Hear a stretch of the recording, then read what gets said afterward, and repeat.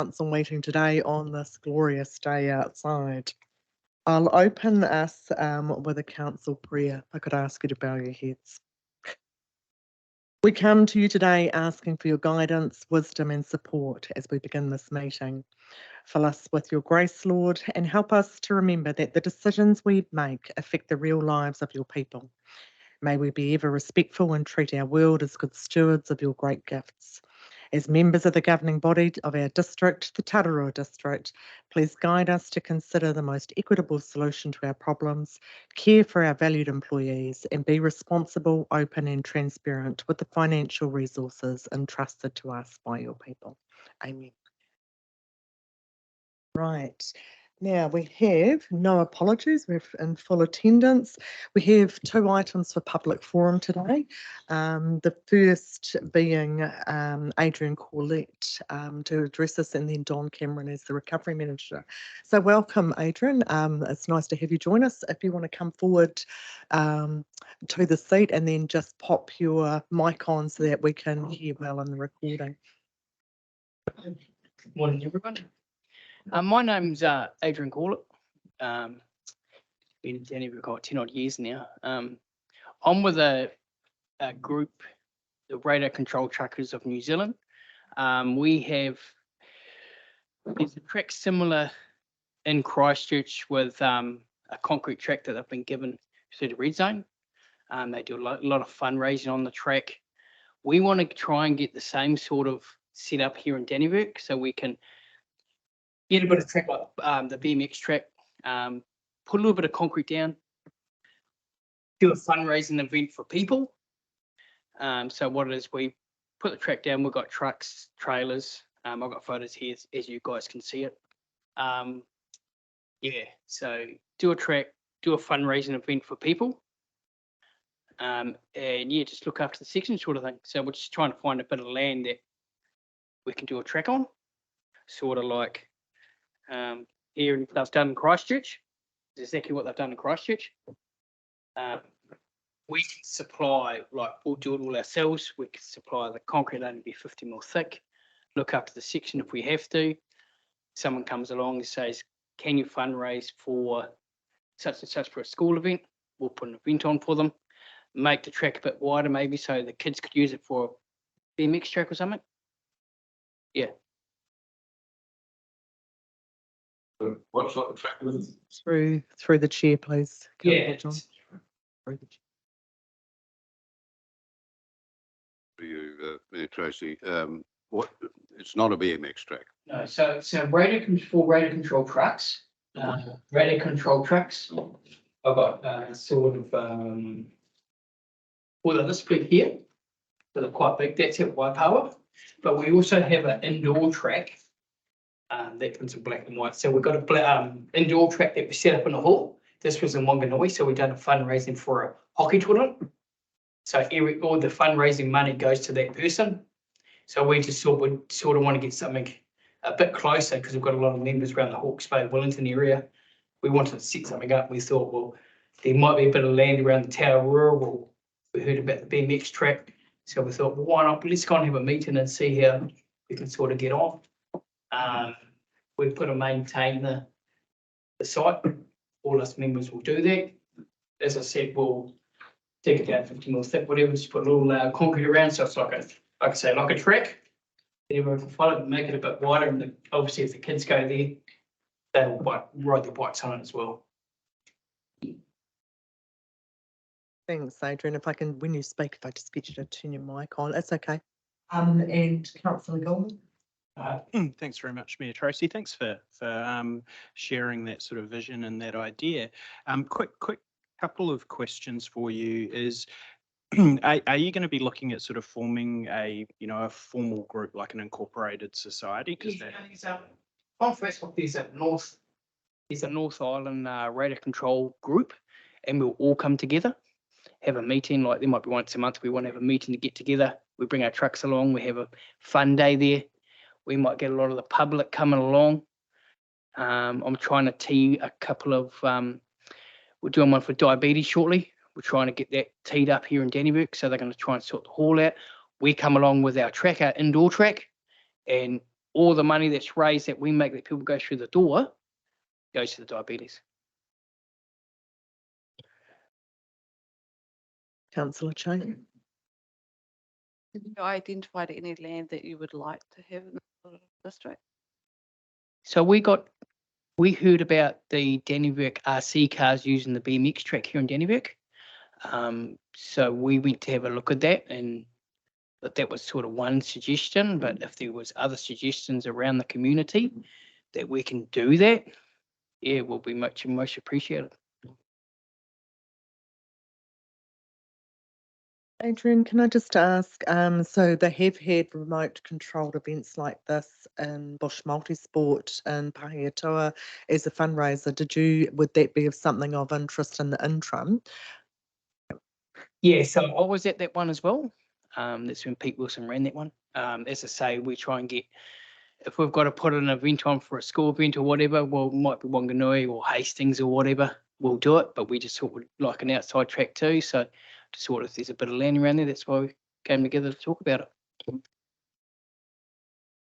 Thanks, Adrian. The BMX track land is zoned recreational, but probably in the first instance, I'd refer this back to the Dannevirke Community Board to start working with them in a process. But if you leave your contact details with myself or with Ali, and we can come back to you and show you a path forward. But no, the ones in Pahiatua have been very successful fundraisers. With the remote control, there isn't the noise aspect, and I'm just wondering how that would fit in with the skate park that's also been designed on any track there as well. So yeah. Yeah, no, that'd be good, thanks.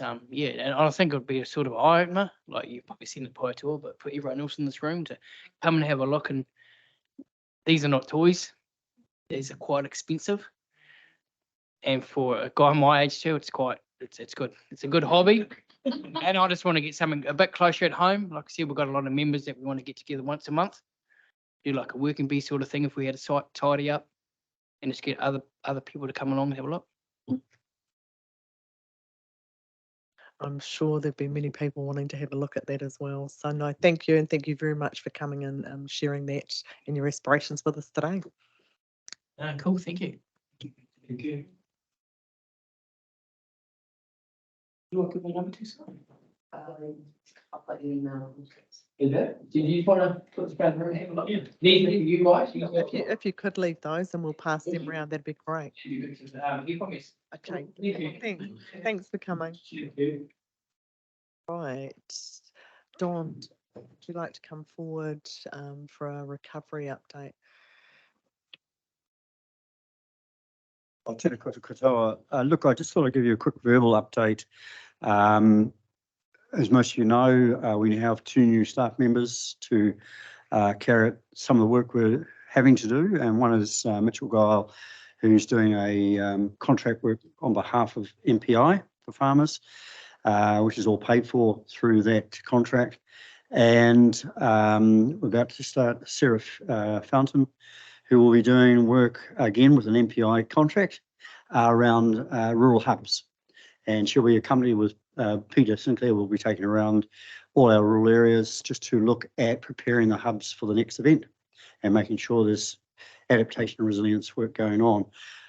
One thing I will say is there's a heck of a lot of money floating around, and we're pretty determined to try and get as much as that as we can.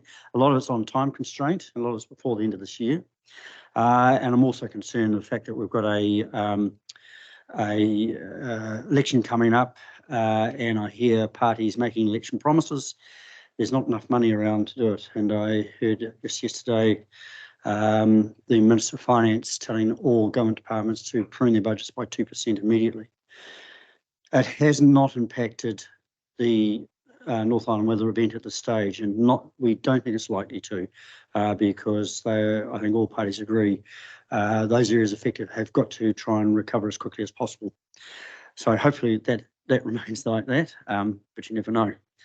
Look, the thing I really want to press on you is there are loans are available for farmers, and one in particular is the North Island Loan guarantee scheme. That's more for businesses, up to $10 million available for that. We've had no one apply for that. We didn't expect that. For the North Island Weather Events Primary Producers Finance Scheme, we are expecting farmers to apply for that. Problem is that the banks are not on board as yet. We're really lucky that we've got Lee Ransom, as you know well, who's in the district, and she's working with the Rural Trust people to talk to the banks to get some guarantee that they will at least put this up as a proposition to their clients, which they are now starting to agree to. The other one is talking to farmers themselves, because as you know, a lot of them are really under stress and under pressure. And they look at this and say, it's just too hard. Do I want to apply for it? We think they should, where they are able to. So as of today, the team is going out talking to farmers, targeting certain people without a doubt who they know need help, and offering them help around putting an application in.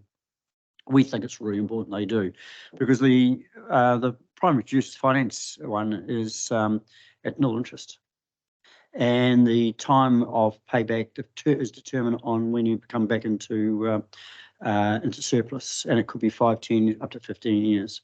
So it's a really generous scheme, and I think people should try and take hold of it. But on top of that, as I've just said, Mitchell is running a program which is about to get underway very shortly, in which we've got $1 million to hand out to farmers who have got damage that was not covered by insurance but needs to be fixed. We believe now it's probably going to be money tracks and probably culverts as well, and maybe some dam wall damage, things like that, rather than fences. Because fences can be insured, and I think it's going to go out that stick to the tracks, because we know we've got the gear to do that. There are no fences around at the moment, and the only fences are in the Enhanced Task Force Green, which I have to say is going from strength to strength. They've worked on 15 farms now. They've got another 22 lined up. They will believe they'll get through most of those. But of those group, there's 2 of them now have become quite good fences. And in fact, one's looking at going out on his own very shortly, go fence, because he can see this work ahead of him. And we're really pushing to make sure all those young people who are out there end up in a full-time job. All I can say is that talking to farmers Friday night, those that have had them on there, is just wonderful. You don't have to, you just show them where to go, walk away. You can go and do something else, because you know they're going to do a good job. So from that point of view, that has been highly successful. The other one is we've been talking with MSD and DIA. There's still quite a bit of funding, and as I said, time constraint is on those. And what we're trying to do now is get a diary of events going forward for the next, possibly going well into next year, working with rural support as well, to make sure that we're putting events on that we think are required for fun, to be honest. I think Mayor Tracy and Councillor Wards was at the Pongaroa event on Friday night, following as you know, an event that really knocked back people in that area, suicide. But it was perfectly timed, and I have to say, Te Reira pitched it very, very well, and it was a lot of fun. And just as we're about to leave, we had 3 young people that my wife used to teach, Te Reira, came and said, look, thanks very much for whoever organised this, and I have to thank Tony and her team for that. But we need a few more of them, because we just don't have the time to get together as we did. And I know when we were there, every month there was a barbecue on somewhere, mainly at the schools. That no longer happens, and we think it's time probably to get those back. Money is available, so let's do it. So that's probably where I'll leave it at that. All I can say is that we have a really good functioning team. They work well together. The great thing about it is that we've got one office, and when you go into those offices and you hear 5 people around there, the ideas just flowing backwards and forwards, and they know the money's there to do things. It's just a matter of getting things organised. So if any of you have any ideas, and you hear of someone who may need some help, please don't hesitate to get hold of us, and we can offer one-to-one help as well. The other one is, speaking with Mayor Tracy yesterday, we still believe we're going to have a lot of people coming forward for mental health help. That is yet to happen, to be quite honest, and we are surprised. But it will happen, and we need to be prepared, and we believe we are actually prepared for it. So apart from that, things are going quite well. Yeah, thank you. Any question? Thanks, Don. Do councillors have any questions? Look, you're most welcome to come over and have a chat to us anyway, anytime. If you've got any ideas, just cross the road, just pop in. No, most welcome to come over. Thank you. Thank you. Not a question, my comment, Dawn, to you and your team is the relevance and the way that the team is approaching this is commendable.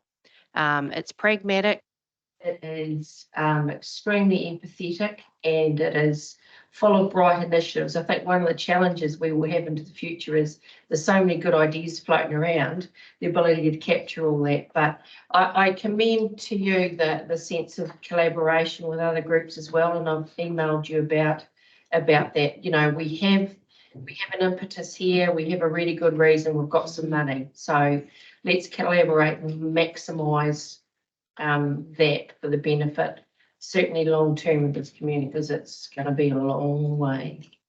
You're quite right. One thing we are doing also, working with MSD, we now have a list, and it is an extensive list of all organisations that have received money funding, and we're just going to check through all those organisations just to make sure, that have they received it, have they used it?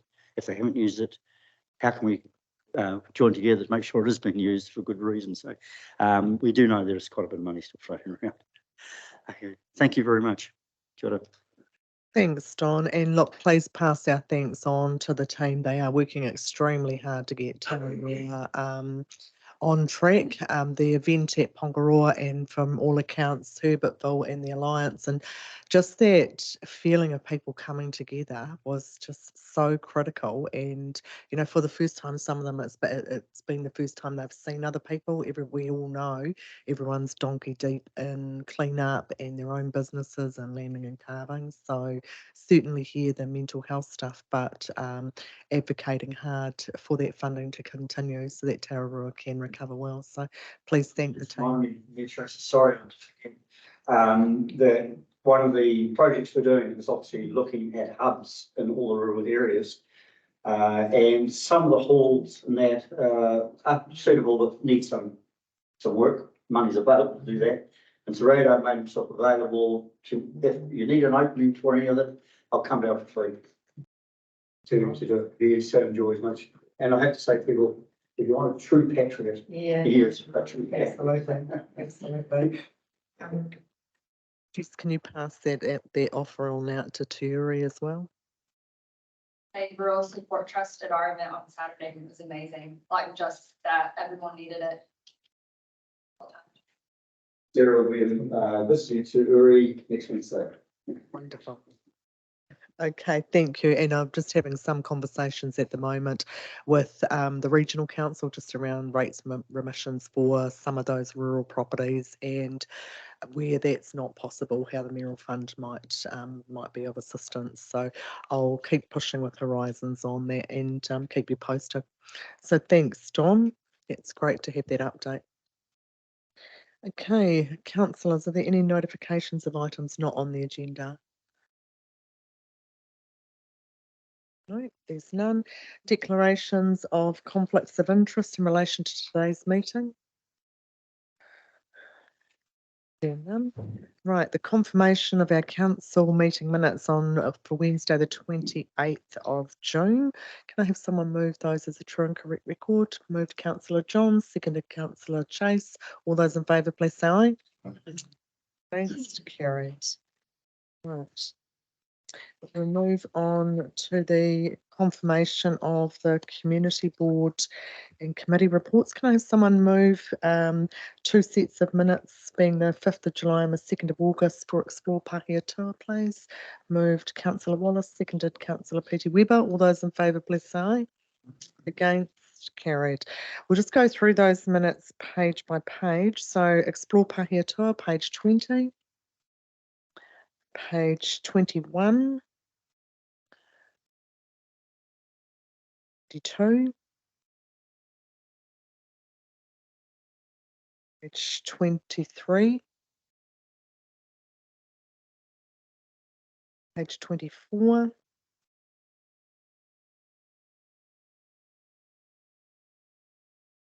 Follow those. Road safety up for Reese. Page 25. The meeting from the 2nd of August, page 26. Page 27. 8.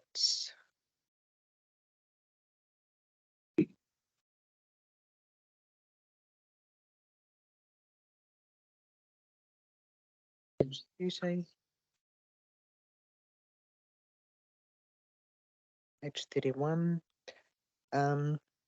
Just a note on 11.8 for the Road Safety Committee, the request to put that substantial barrier in on the Balance Bridge. I've also had that as a one-on-one conversation with Waka Kotahi because there has just been repeated accidents at that bridge. So whether it's a slowing mechanism, whether it's a greater barrier, but it is repaired numerous times every year and it is just speed coming around that corner. So we'll keep that one on the radar. And page 32. Thank you, councillors. Right. The minutes of the Ikitahuna Community Board, could I ask somebody move those be received as true and correct? Moved Councillor Gilmore, seconded Councillor Sutherland. And I'd just like to welcome the Ikitahuna Community Board Chair, Steen McGee, to our meeting. So it's great to have you along, and community boards and committees can always come and address council in any of their minutes. So do you want to come forward, Steen, and if councillors have got any questions, or you're welcome to speak with us. Yeah, that was just my only reason for being here, is if anyone had any questions about our minutes, I'm happy to answer them and give more clarity if anyone wants. Thanks, Jane. Okay, councillors, page 33, the Ikitahuna Community Board. Councillor John. Your worship, just like to ask Steen whether councillors Gilmore and Long are of any value to me.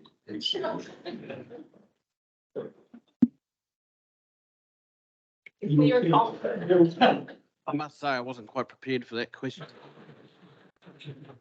No, we do appreciate their time on the board, and they do answer lots of questions that we don't know, so they are valuable. Yeah.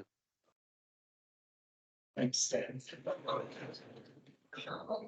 Thanks, Steen. And it was a new measure to have 2 councillors appointed, and it was something that I wasn't aware of, that we could increase those numbers.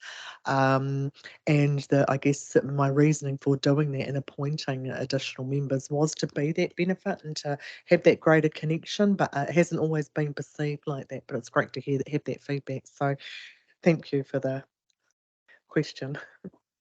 Okay, page 34. 35. Page 36. Councillor Peter Weber. Your worship. Steen, I just wanted to ask about the skating rink. What sort of support have you guys got for bringing that to Ikitahuna? We're still currently in the stage of gathering support or doing surveys to see what people want. So it's very early days of gauging the public's opinion on that. So we'll continue with that and let you know. Thanks, Steen. Page 36. I just had one. You've asked for advice on how to obtain a portrait of King Charles III. I'm unsure if the official one's been given to us. I know the one that's hanging here in the chamber isn't an official one, but we can follow that up. Is the board looking to fund those, or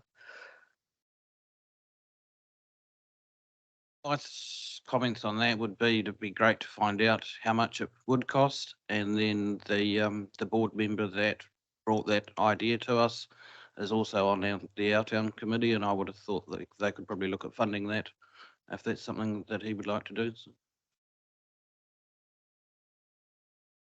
Jane, we don't have the portraits hanging in the service centre. It is really only the official council chambers. So in the service centres, we probably wouldn't be looking to do that at the cost. Yeah, Councillor Gilmore. Thanks very much, Mayor Tracy. It's something I'm having a bit of a side look into because the community board meets in a war memorial hall, and one that has has always had a picture of Queen Elizabeth II. Would be appropriate, and that was the discussions that we had to have King Charles there. So, but yeah, I think we can carry on looking into that to achieve it. But because of the place that we meet, it's more than just the community board. It's also because of the significance of the War Memorial Hall. Councillor Johns. Thank you, Ms. Tracy. And due to the fact that it is a war memorial hall, the fact that the King is the head of the military, New Zealand military, it gives it even more importance that there's recognition of him there. Thanks, councillors. We would have to look at where that is funded from, because I also note that the Pongaroa War Memorial Hall also has a picture of the Queen. So this won't be the only one throughout the district. I'm unsure. Actually, just off the top of my head, I also think that Norsewood may. Councillor Wallace, you might know more. The picture of the Queen hangs also in the Norsewood War Memorial. Yeah. So that might be something that we need to do some further investigation and look at. Budgets I'm unsure of. Thanks for that. Anything further on page 36? And page 37. So I really appreciate your time for coming through, and we enjoyed the meeting at Alfredton School, and appreciate the work that the Eketahuna Community Board does in the community. So if you haven't got anything further to share, well, you're welcome to stay for the rest of the meeting.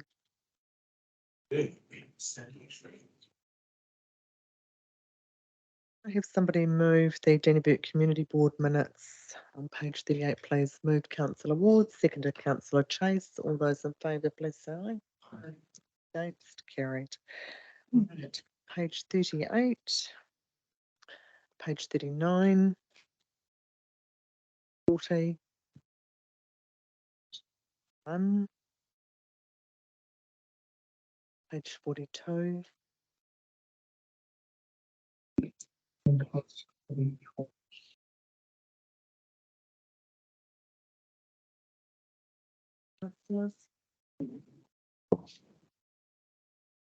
Getting into reports, item 9.1, the Tararua District Reserves Management Plan. So we have Jessie.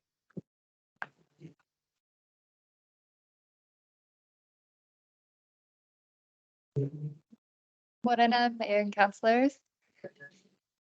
So I'm bringing this report to you. As you're aware, we are seeking to start the Reserve Management Plan process. Per Section 41 of the Reserves Act, there is a statutory process we do have to follow. So this is the first part of that. So it requires notification of the intention to prepare the management plan.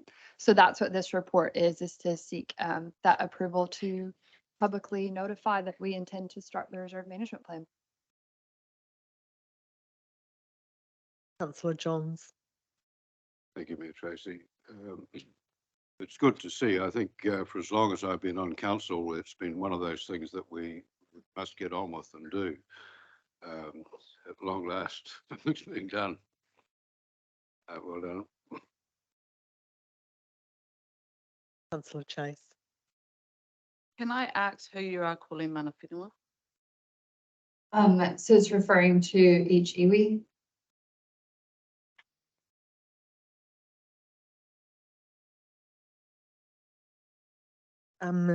do you see if we can just, if you can work closely with the comms team on this too? I think it's really important to tell everyone what we're doing and the why, so there's no sort of misinformation or misunderstanding circulating out in the community. But it is great to see this. It has been a council discussion for many, many years, and the reason it has taken so long is because the time and effort and skill that was required in doing it. So well done.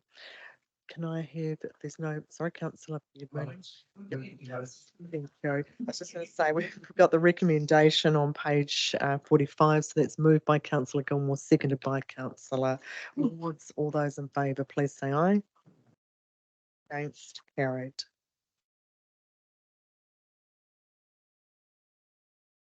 Okay, item 9.2, revocation and replacement of the Marina Domain toilets.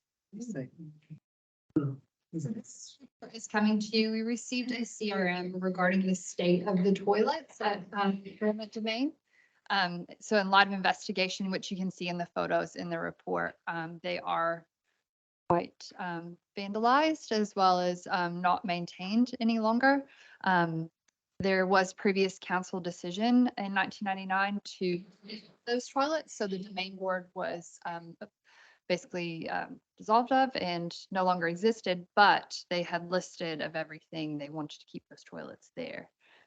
So this report is coming to you to rescind that decision so that we could remove those toilets. Thanks very much, Mayor Tracy, and thank you for the report. Look, I think it's a complete no-brainer because of the state that the toilets are in. It's more, I guess, a question or a comment around process. Even though it was quite a long time ago, it came through as a recommendation from the Eketahuna Community Board, which is what council based its decision on. So probably for process, I would like to see it go back to the community board just for at least for noting before that comes back. In this case, I'm not suggesting we delay the process because of that, but at least make sure that we do have a report going back to the Eketahuna Community Board just with, I guess, the reasons for doing it, because it was based off their original recommendation. Jessica, can I just check, and this is probably on a technical note, but Mangamara is the cut-off for the Eketahuna Community Board. My understanding is that Marima is Pahiatoa. Maybe that was an old boundary, but yeah, and it's only because, you know, having lived there, it's very serious for the local halls on those boundaries. I'll just speak to that because that was something that I found in investigating. Is from what I could tell, it was associated to Pahiatoa, but then as Councillor Gilmore, it was mentioned through that, so not clear. If we're taking it back, we need to do it to both the Eketahuna Community Board and Explore Pahiatoa. Yeah. Okay, Councillor Johns. Can I ask just what is there these days? I know there used to be a cricket pitch at one point, way back. But I mean, that's long gone. But is there anything there at all? No other buildings or? No. Reading through Colin's notes, Colin Beal, who's the former asset manager, reading through his notes, he removed all of the buildings as per the decision and then had worked with Horizons to get all the planting underway. And so that was achieved as well. So each of the different items was done except for the toilets. Councillor Franklin. Thank you, Your Worship. Through you, Jessie. It's really sad. I mean, I've lived in Pahiatoa for 49 years now, and that park on the weekends and in the school holidays was just teeming with people. We had the picnics and the rate swimming hole, and it's really sad to see it like it is now. It's just the changing nature of people's recreational habits, I guess. It's a real shame because it did used to be an incredibly popular place for like club picnics and things like that. And yeah, it's just a sign of the times, but it is, and it's looking really sad. And so I think it's time to kiss it goodbye, really. Yeah, but I would really appreciate Explore Pahia Tour being involved in that as well. Thanks. Councillor Gilmore, did you wish to amend the motion? So we're receiving the report and requesting that before council rescinds this, that it goes through the Ikitahuna Community Board and Explore Pahia Tour. Thanks, Your Worship. If I may, just before I do that, just quickly ask Jessie a question. By doing so, would that cause any problems from a facilities perspective if it was, I guess, pushed down into those meetings to get that feedback, or you need? The decision isn't urgent. Then happy to move the to move the noting of that, and with the move that we seek feedback from Explore Pahia Tour and the Ikitahuna community.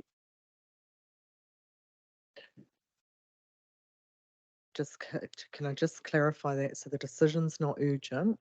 That means that this paper comes back to council once, and that's the intention. Chief Executive's just got one comment through from the Democracy Services Manager regarding that. Through your worship, yep, we can absolutely do that, but I'm just looking around efficiencies in terms of doing that, whether or not a report does go back to each of those committees or board for information purposes, because effectively you can see the state of the buildings anyway, rather than having them come back to council again. Thanks, Your Worship. Through you to Brian. I'm not completely adverse to that, but perhaps it could be, because it's not urgent, that it go through to both of those groups, the community committee and the community board. And if there is an objection from either, that it becomes, because I don't believe that there will be, it's just process. So if there is an objection, then it comes back before council to make a decision. If there is no objection, then we are authorised to proceed. So I guess giving the motion to give approval on the basis that there is no objection from either community group. Would that be more efficient? I think it would, Councillor Gilmore. We can just add a note in there. So it would be moving the motion that is there to rescind and adding a further comment prior to prior to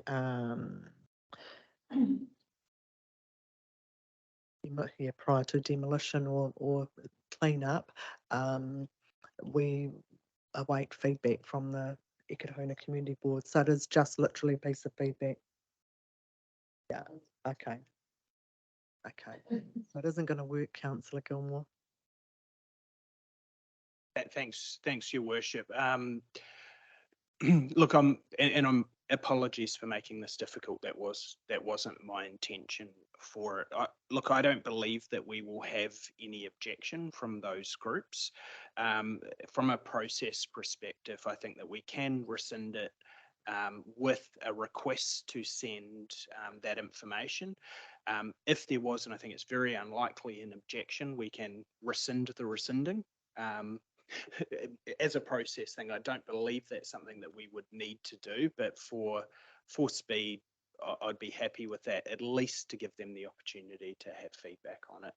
It does seem like a no-brainer to me, but I want to make sure that they at least have the opportunity to get sight of it. But Councillor Franklin might have a different view. I think for me, they are asking for a decision here. We do have the chair of the Ikitahuna Community Board present with us.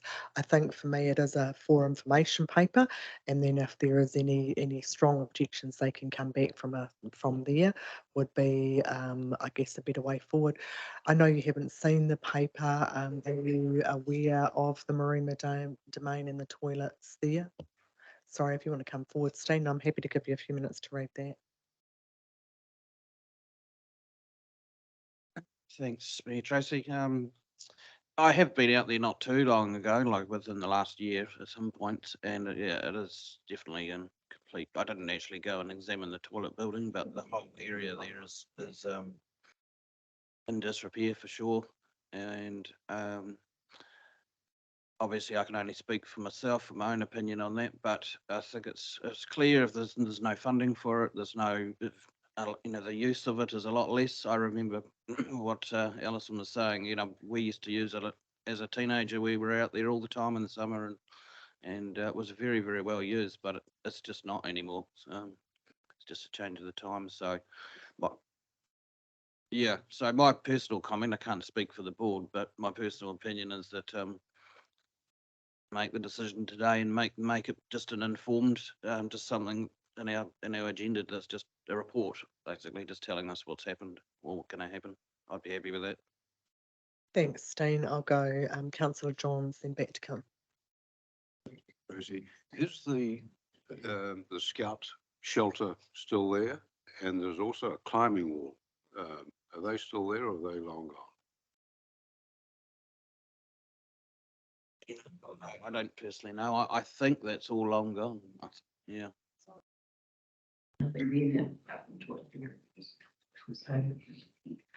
Councillor Chase. Is it a hazard? Like, is it a hazard that we need to remove now?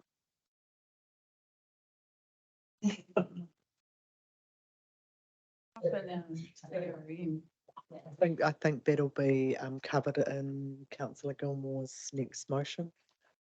Thank you very much, Your Worship. In light of all of that information, I am happy to move the motion that we, as per the recommendation, just adding in that an information report is sent through to Explore Pahiatua and the Akitahuna Community Board. Moved by councillor Gilmore, seconded by councillor Franklin. All those in favour, please say aye. Against, carried. And could I ask those respective representatives to take them back to and discuss this and the reasoning to the Akitahuna Community Board and to Explore Pahiatua. Thank you, councillors. Item 9.3, Jessie is still with us. Tararua Aquatic Community Trust request for asset transfer of the Coronation bars and buildings. And I also note that we do have one of the trustees, Johnny, with us. If you wish to speak at any stage to something, just let me know. So we're bringing this report to you today to consider the request from the Tararua Aquatic Community Trust to approve that transfer of the Coronation Baths from Tararua District Council to the Trust for $1 consideration. We'll take this report as read. However, there are a few key things related to the Coronation Baths. So just making sure everyone's aware of what we mean by those buildings. Yes. So you've got the main Y Splash complex, and then attached to that would be kind of the changing rooms and down, and that kind of forms the basis of the concrete block of the old baths. That's the section that we're referring to. So we received a letter about 12 months ago from the building team regarding potentially earthquake strengthening that would be needed in that space. TACT has since come to us to request that we transfer that asset over, in which case they would then take that liability and be responsible for that if it was needed, that strengthening, and then the ongoing ownership and management of that. That's it. If there's any questions. Are there any questions, councillors? Councillor Wards. Thank you, Mayor Tracy. I'm not sure who to, through you, to direct this question, but 4.2, you're asking for a decision. Are there any, as you know, are there any unintended consequences or implications of us doing this on any other projects into the future? I guess is my way of describing it. I expanded on that. Is there any unintended consequences to projects in the future, but also audit New Zealand's opinion of these polls?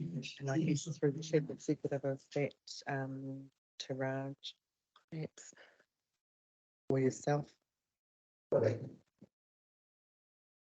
might even end up through your worship with Jess Smith, but potentially nothing that I can sort of think of on the run, noting that this building is connected to the aquatic centre anyway, and it's not a standalone. In terms of the risk, maybe looking at handing over an earthquake-prone building. So we've got to take that into consideration in terms of any risk associated with that. But the building team hasn't identified the building as, at imminent danger to the personnel using it. It's just fallen within the current legislation regarding earthquake strengthening. So I personally can't think of anything right now that would be an unintended consequence, but something we could continue to look into. Just for your worship, I'm one of Jess was. Yeah, we haven't had the report yet that has actually said it is an earthquake prone building. So we're still in the space where we need to get that report commissioned and we need to understand whether it is. Yeah.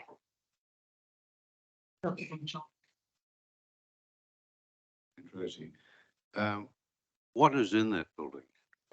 Is it the old baths?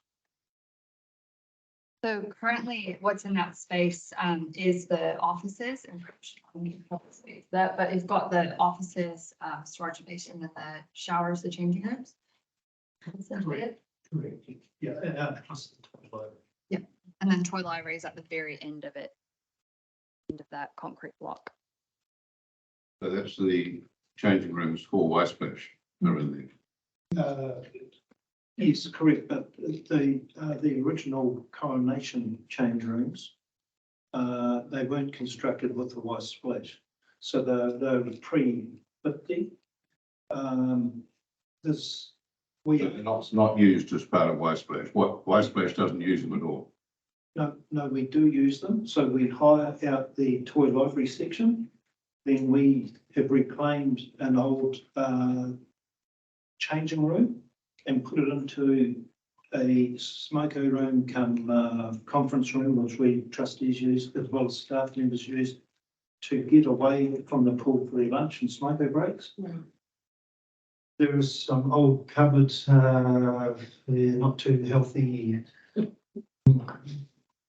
then the change rooms now for female and male, they've been upgraded slightly. On the outside, we insulated and reclad and took the aircon units out and put in some pretty grunty heaters. It was very, very cold. We're looking at upgrading those 2 units again. They're just falling behind the times. They're still original. We would need to check on the earthquake prone before we move ahead with those. And we'll be doing that through funding. Councillor Johns. So it's something you wish to retain. It's not as if if it was handed over to us and we decided to bulldoze it. That's not a new mine. Yes, it is. They will be pulled out. The toy library, the upgraded kitchen facility area, which we put 20,000 into it. It was a dark, we won't go there. On the intention that at some time it will be pulled down, that section. The male and female change rooms, we're hoping not to pull down. We've put substantial money into those 2 units on the exterior upgrades already. We need to do an interior upgrade on those. So toy library, kitchen facility, small office. They fit 3 people in that office, and a storage room for filing will be it'll be pulled down. We've got health hazards with traffic flow. A very sharp corner coming around the cricket. Then cricket also use the same driveway to go into the domain. We've got concerns. We have got up mirrors. We've got yellow walk lines. It's still a concern. So with removing those buildings, the whole infrastructure will be changed around for car parking and various other things we've got planned. I don't feel it's a very expensive purchase on our behalf if we were to purchase it. You're not, the decision you're being asked to make today is to sell that for $1 or to the Tararua Aquatic Community Trust. Oh. Yeah, the trust. I've got two further questions before it's done. Councillor Wallace. Yeah, I agree completely with John, with what he's talking about, because I think we don't need to get an earthquake strength for something that's not going to be there. So, yeah, good presentation, John. So, yeah, I'm all in favour of the report that's been put forward. Thank you. Thank you, Councillor Wallace. Councillor Pleti-Weber. Yeah, I think it's a great idea, Johnny. I know that corner is only one way, and you guys have tried to purchase that house prior and that hasn't worked out. So this is a good option to get more visual going around that corner. So I think, yeah, it's for you guys to go ahead. I think that's a really great idea. So this is just the buildings, not the land behind the buildings? No. Cool. Thank you. Just for clarification so that everybody hears, because we are being recorded, that was not the land included, just the buildings. Councillor Sutherland, then Councillor Woods. Thanks, Mayor Tracy. Just through you, Tracy, and perhaps to John, the options are we keep it or we pass it on. But either way, we're going to get an earthquake report, which won't be cheap. If the report says a really poor condition, if we pass it on to TAC and the report says it's really poor condition, they're demolishing, then it's not going to be easy for TAC to, there's cost to that. Is that we flip the coin and hope it comes down right? If we give it to TAC now and the report comes in and says it's got to go, we've given them a bit of a rough diamond. Would TAC want it back, give it back to us to do the demolition? So it's just a bit of a practical thinking about the process here. Yep, so I'll just go to Jesse and then we can flick to Johnny if he's got a comment. What Johnny addressed, the intention is to pull it down anyways. So then it wouldn't be kind of wasting efforts in doing the strengthening the DSA. Councillor Sutherland. Okay. Councillor Wards. Thank you, Mayor Tracy. Just a question, you may not be able to answer it. Through you, what are the implications for the toy library? Have they got plans to go somewhere else, or?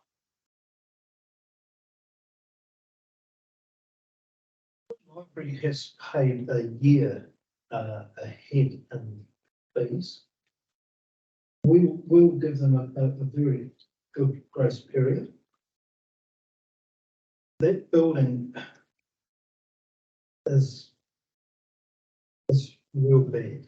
To be fair, we've done all we can to get that building sort of up to date without going overboard. Brand new door, $1,500.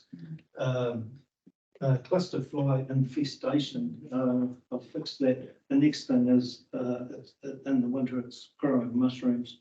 It's like walking into a freezer. They're past their use by date. Yes, we feel for them. We would try and cater for them somehow. That would have to be tabled. In fact, we've got a meeting shortly. And to follow up with Kerry, you're correct. We would demolish, and Councillor Steve, we're not going to spend 12 grand on an earthquake fee because this money is all fundraised money. We've also, in the future, we've got plans for the grass area on top of the old Coronation Pool. It's restricted because I don't think we'll be able to find what is in that pool. So that possibly no buildings will be going on that pool. To answer your questions with the older part of it, we've had many actually builders, Mr. Dave Veal, big builders, design personnel, all in Danny, all at no cost to us, and Morrison Bailey, Cities 5, all giving us a direction. None of us on the trust are builders, although we have got an engineer. So we've used people, and none of them put a bill into it. So we do know what direction we're headed. Johnny, and thanks for answering those questions. I think that's been really helpful to have it very clear for councillors to be able to make a decision. That would be unusual that you've been here to answer, but I think it's very helpful. So thank you. Right, councillors, we've got one last question. Councillor Johns. Thank you, Tracy. We're selling the building only and the land? The building only. We have a recommendation on page 59. Can I have somebody move that? Councillor Sutherland and seconded by Councillor Wallace. All those in favour, please say aye. Aye.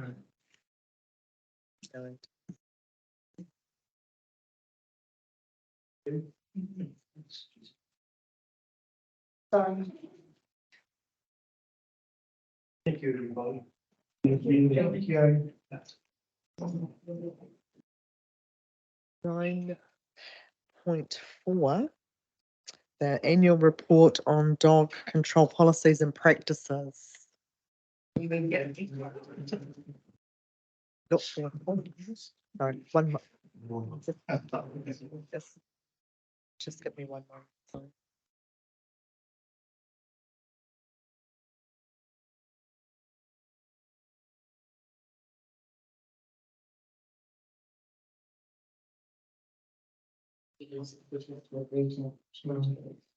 Sorry, councillors, there is a technicality with the last motion for the Tararua Aquatic Community Trust. Can we look to make a further resolution? Okay, so 1.2 that was just moved and seconded, so we will need that to be amended. For it is council to consider to the Tararua Aquatic Trust for $1 consideration. Actually, if we take out the word consideration, so that's amended to approved for $1. Thank you. Thank you, Councillor Sutherland. Councillor Wallace. Thank you.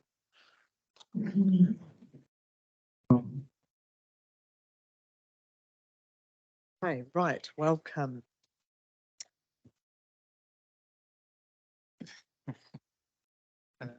Your Worship and councillors. So the report on the dog control policy and practices is an annual statutory report. It can be taken as read. I'm happy to answer any questions. Councillor Chase. 10.3, the new category for over 65 canine companions. Is that for impounding the dogs? Is that what's the point of the new fee? Is it registration for it? Reduce registration fee.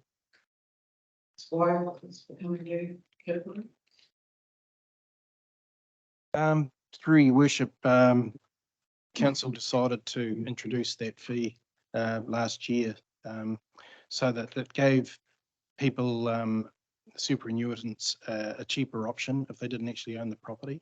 Because the only other option to get a cheaper deal is to have preferred ownership. And to do that, you have to have a fully fenced section. And it may not be possible to fence that section if you rent. So we thought it'd be prudent to offer a reduced fee for superannuitants. Thank you, Councillor Gilmore. Thanks very much, Your Worship. Thanks for your report, Jim. It's a really, really good report. And I guess I just wanted to make a couple of quick comments on it. One is just to acknowledge the extra work that the team have been doing, and it's quite clear in there. I guess, you know, the call outs and the number of impounded dogs, and that all adds extra work. Just to acknowledge the work I know of, had a very small involvement or you know, hearing from some of our residents about some challenges around our towns and how well that's been dealt with by animal control. But also really, really wanted to highlight and mention the effort that council goes to rehoming dogs. And it's something as a councillor I'm really proud of. And, you know, popping those up on Facebook, actually finding these animals that are suitable to be loved and cared for by another family, and making that effort to be able to, I guess, connect them with new families. So please pass on my thank you to yourself and to the team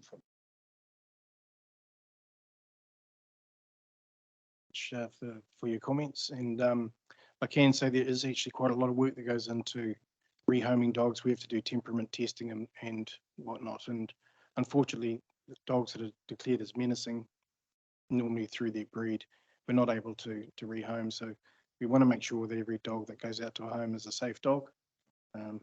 But yeah, a lot of work's been going on in the last year. So thank you very much for that. We've had an improvement in preferred ownership, which is great. How do we compare to other councils? Are we still a little bit lower there, or is that? Through your worship, to be honest, I haven't checked recently as to how we're comparing it. But from my experience, it does look like a similar sort of stat.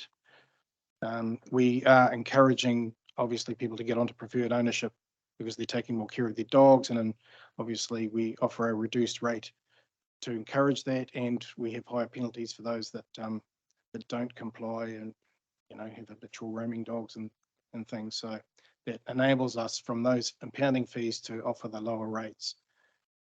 So the more we get on preferred ownership, the more we like it. Thanks, Tim. And I think I remember when we actually put the third officer in place, and you can see the absolute positive difference that's made. But I think one of the other very proud points is this very small number of registration fees that remain unpaid. So that is a fantastic effort. So the team's done very well. Councillor Johns. Thank you, Worship.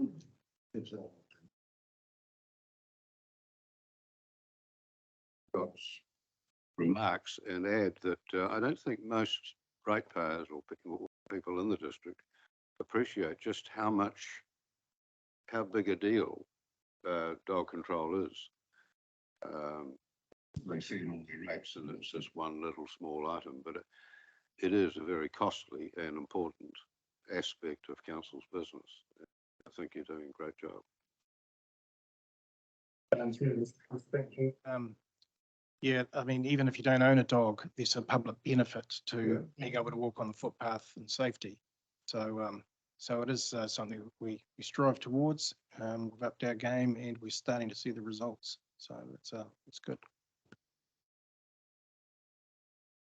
If there are no further questions, can I have somebody move that report be received and adopted? Moved Councillor Ward, seconded Councillor Gilmore. All those in favour, please say aye. Aye. Carried. Okay.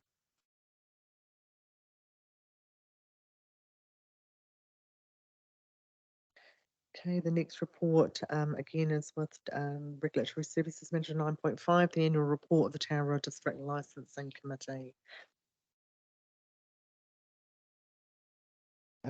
Through your worship, again, this is the statutory report. This goes to the Alcohol Regulatory Licensing Authority, otherwise known as ALA.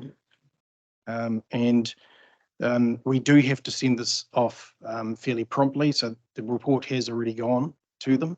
It's unfortunately it's all online now, and they don't give you very much time, so we have to get it gone. But it is presented to council for noting, and happy to answer any questions.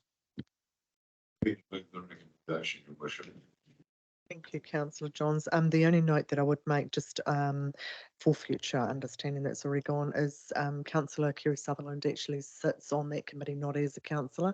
That was an appointment that he held prior, so it actually doesn't have anything to do with him being a councillor here. So just note that. So that report has been moved that we received a note by Councillor Johns, seconded Councillor Gilmore. All those in favour, please say aye.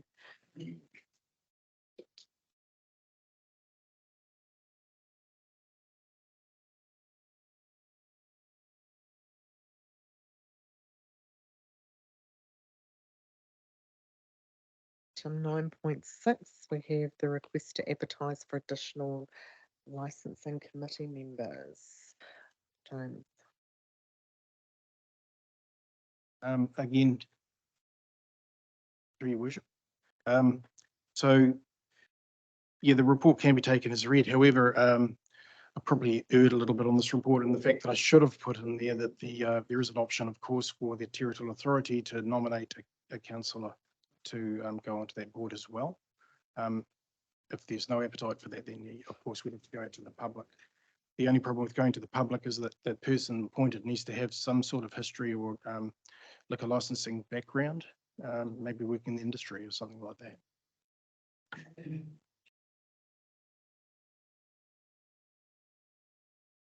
Councillor Gilmore.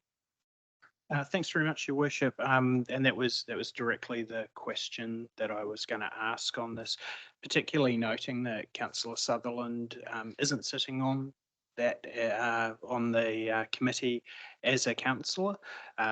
From my understanding, I think that's relatively unusual for district licensing committees. They are usually made up of some councillor or elected member representation. If we are looking for a fourth member, my recommendation would be that we appoint from within the council. Thanks, Councillor Gilmore. We do have councillors. I think it is a good idea, Councillor Sullivan. I'm happy to take a comment from you. We do have somebody here that has a long history of experience. But Councillor Sutherland. Thanks, Mayor Tracy. I was just going to make the comment to perhaps just to Tim. I think if any of the board, any board member, any council members appointed to the committee automatically becomes the deputy chairman under the Act. So that's hence why I'm the deputy chairman, is because I'm a councillor. I didn't go in there as a councillor. So I'm not sure what happens if you have two councillors. Then I guess the committee might then resolve to be the deputy chairman, I think. So that's a small technicality. It is a bit of unusual. It's a little bit unusual, the Licensing Act in this respect, isn't it, Jim? Does it include two councillors being appointed? I'm just not sure.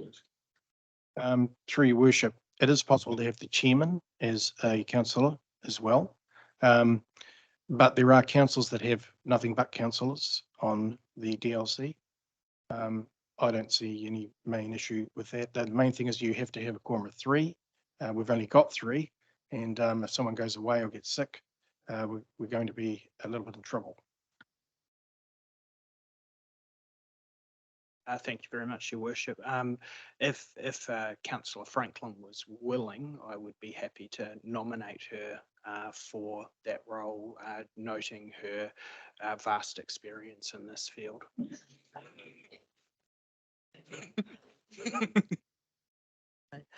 So, Councillor Franklin, would you be willing to sit on that? Thanks. Okay. When is your next sitting, and how urgent is this? Because actually it's not in the current report as that or as an option. So how urgent is this? Can we hold this until the next council meeting and have the report? Yes, through Your Worship, yep, we certainly can. The next sitting, we haven't actually got a firm date yet. We normally meet quarterly. So we recently had one, so that's not a problem yet. We'll get a report through to the next meeting. Thank you. Right. Okay.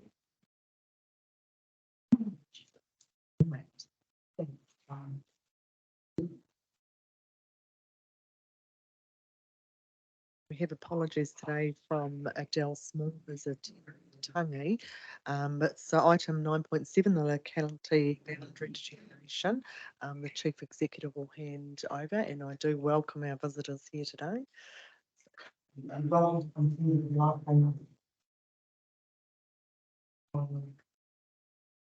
Thank you, Your Worship.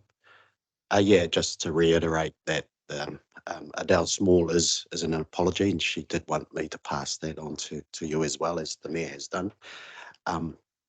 I'll take the report as read. There's obviously people here with the abilities to answer any questions that you have that I certainly don't have, but just noting that a lot of the information that is required is attached to the back of this report as a couple of attachments that outlines those boundaries. So hand back to you, Your Worship. Thank you, councillors. I'm just flicking through my own notes. Did anyone have any questions? Councillor Wards. Thank you. Welcome. Lovely to see you. I'm very interested in what's been proposed here, and I do have a number of questions which I'm hoping you'll be able to share your insights and expertise on. You've indicated you've provided us with a definition of what is a locality, very broad and generic. And one of the points on page 102 for my fellow councillors, coming to a community near you by mid-2024. Has that been extended, or are we still aiming for? I was under the impression it was going out for another, or have I got that one wrong? So by mid-2020, community in New Zealand will be part of a locality, as stated here on the slide. That hasn't been extended? No. My apologies. Can I just get you to introduce yourselves to everybody, and then you can answer that. Thank you. Tēnā koutou katoa Lindy Dixon Harris, a hau mai katoa Ngāti Hauga, ngā puhi Ngāti Whakauwe, Senior Advisor for Te Whatuura National Localities Team. Kia ora. Kia ora koutou ko te Eikari Tope Moana mai katoa me Ngāti Whātua me Kuki Ana ni Aho, General Manager for Iwi Māori Relationships at Te Ako Whairana of the Māori Home Authority, also the Principal Advisor for Design the link for the National Rollout for the National Localities Team, Te Whatuura, Hautesia. Ngā tira mā tēnā koutou. Tūtahi ake, mihi ka tika ki ngā iwi o tēnei rohi, ki tēnei takiwā, kia rangi tāne, kia kahungunu, tēnā koutou. Huri ake ki ngā mate o te rā, o te marama, o te wiki. Tēnei wā tonu, kei te takoto tēnei rangatira o te whānau Todd. I te rā mara, nō reira e te rangatira, haere atu rā, te pō ki te pō, te ao ki te ao, tihe mauri ora ki a tātou. My name is Dan Arapere. I'm the Chief Executive of Te Pai Oranga o Ruahine o Tararua, which is the Iwi Māori Partnership Board. I hail from Te Reureu on the banks of the Rangitike River. Tēnā koutou. Ko Tracy Collis, tauka ingoa, ko o Te Karamātua o Tāmaki Nui Aroa. My name's Tracy Collis. I'm the Mayor of the Tararua District, and I'll just do a whip around the room so you know everybody as well. Morena and welcome. Ko Irena Piti Wiwa Tukuingo. Welcome to our meeting, Deputy Mayor.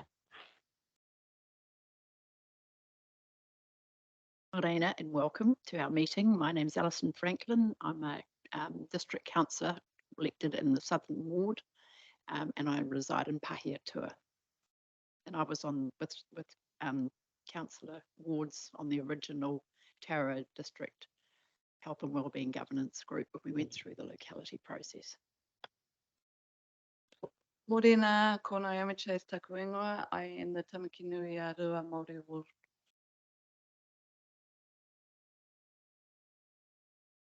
Dr. Kopiri Charles now, Noa, ko Woodville Te Kainga, Southern Wood, Councillor. I'm Steve Wallace, Northern Ward Councillor, joining it. Thank you. Good and welcome. I'm Sharon Wards. I am District Councillor here. This is my second term. And Councillor Franklin indicated I used to be the chair of the Tararua governance group for health and wellbeing locality plan. So very interested to see what progress has been continued on. Kia ora. Kia ora, ko Scott Gilmore tuku inga. I am a Southern Ward councillor based in Woodville. So yeah, really looking forward to hearing some of this perspective as well. So thank you very much for coming. Morena, Kerry Sutherland. I'm Northern Ward councillor based in Dannyview. Welcome here today. Good morning, Mike Long, District Councillor for Tararua. Welcome. Thank you. I'm Taku Ingoa. I'm the Manager Democracy Services. Kia ora tātou, I'm Brian Nicholson, the Chief Executive for Tararua District Council. Can I also please add that our chairperson, Oriana Paiwai, was intending to attend the hui today. It's possible that she's instead gone to the tangi. No, that particular apologies. Any further questions? Councillor Wards, you indicated you had a couple. I do, me, Tracy, because we're pretty passionate about these issues in our district. So, so you've clarified the timing. The first localities were always going to be a work in progress, and Horowhenua was one that I knew was first off the blocks, as it were.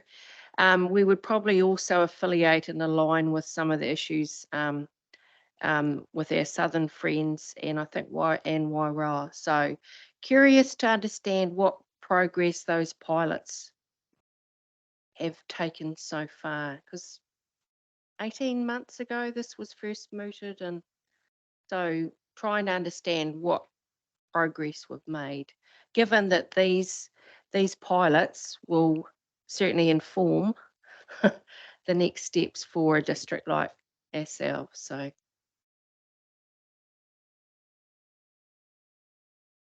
The 12 prototypes. So we have got some learnings from the prototypes of what was good and what was not so good. Currently, so the priorities that came out of those prototypes are probably the most important. Was sort of saying what was the whānau voice that you engaged and consulted. So the localities, when we're talking about the prototypes, they were to be able to be set up and engaged with everybody else outside of the iwi Māori Partnership Board process. So we've got the CE here from the IMPB who can discuss their end. But certainly the prototypes have provided some insights in regards to what are some of the priorities. So some of them that we can share is, access issues to GPs. There's also about the importance about mana and pepe, but also there's also issues that sit outside of health, which is housing. So housing, the importance of localities is about the collective impact that everybody brings to the table, and how do you support your communities. The changes for localities is really about getting the voice of the people, not about the providers anymore. It's not about Te Whatu Ora coming down with, we believe this is the right avenue for you. It is about going out and engaging. So a lot of the engagements that they've undertaken is through different forms of mediums, whether that be online, face-to-face. I think just, and again, the localities, when we're looking at the different makeups of the communities, we're talking about our waikaha, so our disabled members, the rainbow community, other ethnicities. Mana whenua certainly have to be on that table so that they can listen to and read the issues that are coming in regards to the communities. The queer, kaimātua, the elderly, the seniors. So a lot of work has been done.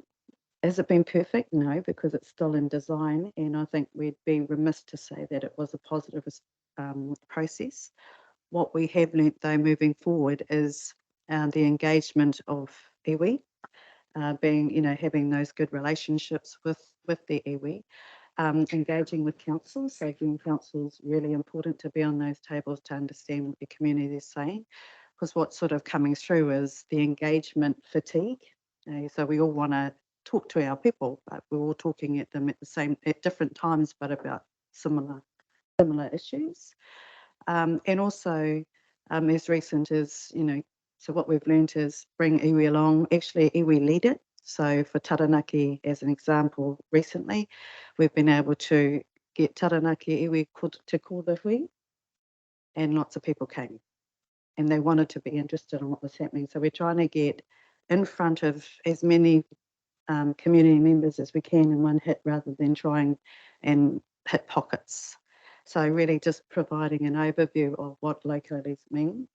Again, the setups of the prototypes were prior to the legislation taking effect.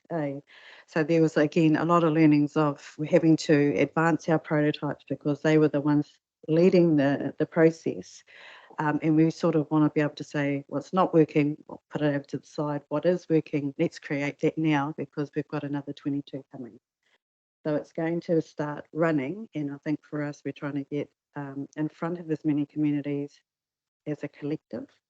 The councils, of course, with the prototypes, their boundaries are not determined. So whilst we're coming here, so the example here is you've already got our Whaioranga who said this is what our localities or something, this is how many we're going to have. For the councils, it's how do you see yourselves, does it make sense? And so what we're trying to do before a locality can actually get going, they need to be determined.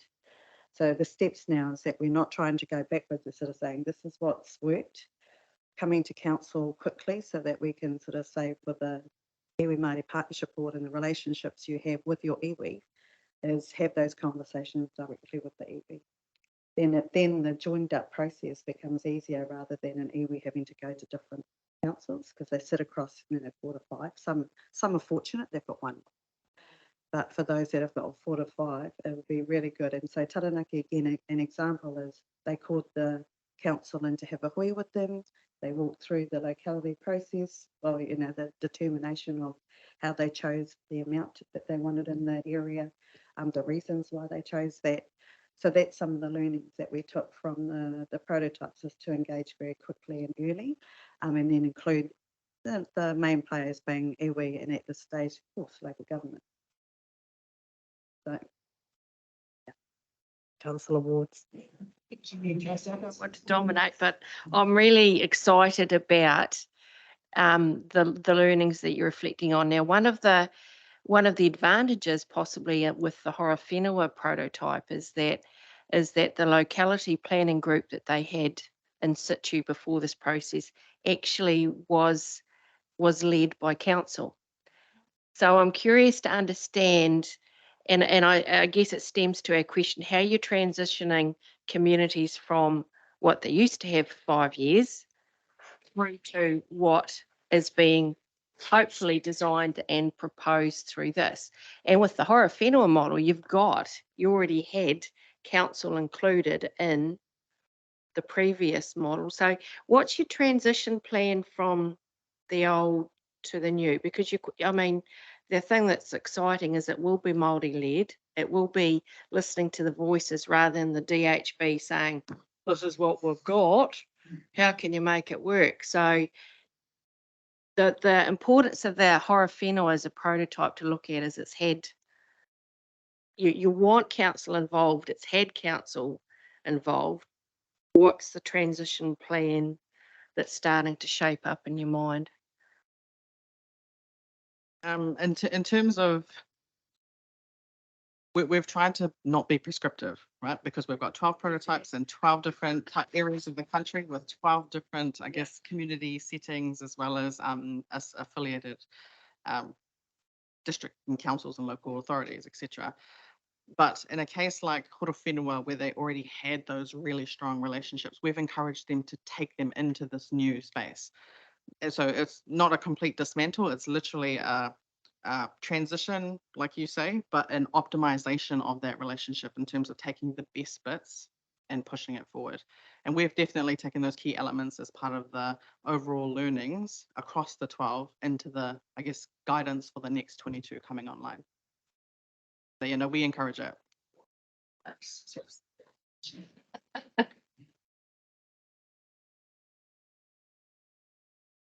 Gilmore. Thanks very much, Your Worship, and thanks for all of that information. A huge amount of information for us to get our head around. I think for me, and I guess it would be something sort of looking at this and moving forward as well as sort of noting that working together piece that we were talking about. From my perspective, I would have loved for our council to have been more part of some of those conversations as we went through. Because I think then that helps us all just be on the same page, because what we want is we obviously all want to get the best health outcomes for people. So I guess this process doesn't stop here. So that would be a personal request that I have of having that involvement and engagement right the way through. One thing I did just want to mention, this is only a relatively small thing for some people, a much bigger thing for others. But when we actually look at the proposed locality boundaries, it's I note that Tararua is listed there. I would really ask that whenever we refer to the Tararua, that we say the Tararua District, because for some people they will see the Tararua as being perhaps quite different to what those boundaries are. So I note that the Manawatu has Manawatu District. It's minor thing, but it actually can have relatively big implications. So yeah, those were my comments on it, Your Worship. Thank you. Isn't that Councillor Gilmore? Because the Tararua is also significant to the Wairarapa, to Marsden, to Horowhenua, and it is something that we do link for our people in the Tararua district. But great to see Ruahine there in Tararua. Well, we've had Paul Tohoki, who is one of the co-chairs, share a lot with us, and especially around the link between health and housing, and some of those stats. Yeah, they really are. Give you something serious to think about when you see those coming through. The one note I did have at the back when you're talking to mayoral forums, I haven't seen anything come through for the Manawatu Wanganui or the Horizons Regional Mayoral Forum. So Bernie Wandon's the chair there if you want to make that comment and set that up. Well, Councillor Johns. Tracy, yes, with regard to Tararua, maybe Tamaki Nui Arua is a better descriptor, or as well as Tararua, Tamaki Nui Arua, and that's concentrates exactly where it is. Happy with that? You would have passed the signs as you entered the Tararua district with the welcoming people to the Tararua district in Tamaki Arua. So yeah, certainly take that suggestion away with you as well. Councillor Woods. Thank you, Tracy. So you've got a couple of really not generic and not vague, but I like the title of how might this work on the ground. So having led the health services for 21 years in this district, I'm probably encouraging my colleagues to ask the question, so what does it look like in Tararua now? And what impact into the future until 2024 comes along? What have you gleaned so far and what are you doing in this district at the moment? Who have you held? What conversations are being held? Who are you talking to? Oops. From an IMPB perspective, that's been led out by the iwi representatives in this area, Paul Tahuki and Cheryl Hoyder. And my understanding is that they've both had gone through a process of how they're going to work together, and also how preliminary hui with others to discuss how they might form an alliance to represent this particular locality. So yeah, so that's really up to them to speak to you about. We represent the entire rohe, and it's really left to the iwi in each locality to lead that process out. So I'll leave that to Paul and Cheryl to speak to you about.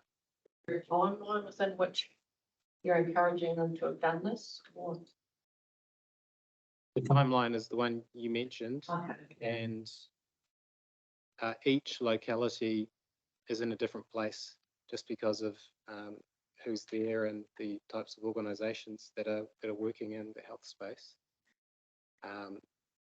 The hope, I believe, was for the prototypes to all be completed, for us to all have learned a lot, and for that information to be disseminated, and then a bit more structure to sort of emerge out of that process. But that process is ongoing.